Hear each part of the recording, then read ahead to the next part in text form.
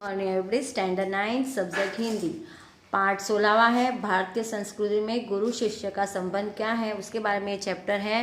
उसके लेखक है आनंद शंकर माधवन। ठीक है, आज मैं आपको ये चैप्टर एक्सप्लेन करवाऊंगी। प्राचीन भारत में विद्यालय मंदिर के समान माने जाते थे। शिक्षा देना एक आध्यात्मिक अनुष्ठान था। विद्या पैसे देकर खरीदी और पैसे लेकर बेची नहीं जाती थी। शिक्षा देना परमेश्वर को पाने का एक माध्यम था।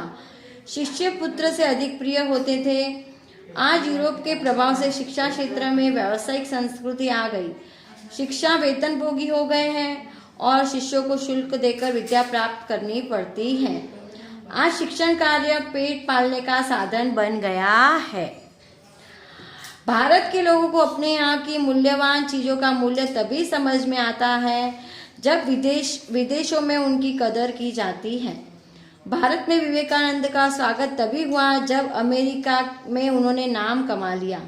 नोबेल पुरस्कार मिलने पर भी बंगाली लोग रविंद्रनाथ ठाकुर का सम्मान करने लगे। भरतनाट्यम और कथकली जैसे नृत्य विदेशों में लोकप्रिय होने के बाद ही यहाँ लोकप्रिय हुए। आज भारत में अमेरिका, इंग्लैंड या जर्मनी जाना स्वर्ग जाने जैसा लगता है। वे यह नहीं जानते कि जर्मनी का विद्वान मैक्स मूलर भारत में आने के लिए जीवन भर प्रार्थना करता रहा। सुप्रसिद्ध पहलवान गामा ने मुंबई आकर दुनिया के सारे पहलवानों को उनसे कुश्ती में जीतने के लिए ललकारा। एक पत्रकार ने गामा से कहा, दुनिया के पहलवानों को ललकारने से पहले आप अपने अमुक शिष्य से लड़कर तो जीत कर दिखाइए। गामा ने उस पत्रकार को उत्तर दिया, आप जिसकी बात कर रहे हो वो मेरा शिष्य है, मुझे मेरे बेटे से भी प्रिय है। उसमें और मुझ में कोई फर्क नहीं है। मैं लड़ा या वह लड़ा, दोनों बराबर ही होगा। मैं चाहता हूं कि वह मुझसे ज्यादा नाम कमाए। मुझे लगता है आप हिंदुस्तानी नहीं हैं। हमारे देश में गुरु शिष्य परंपरा यदि कहीं जीवित है तो वह पहलवानों और संगीतकारों में है। भगवान रामकृष्ण परमहंस को बहुत प्रार्थना के बाद विवेकानंद मिले थे।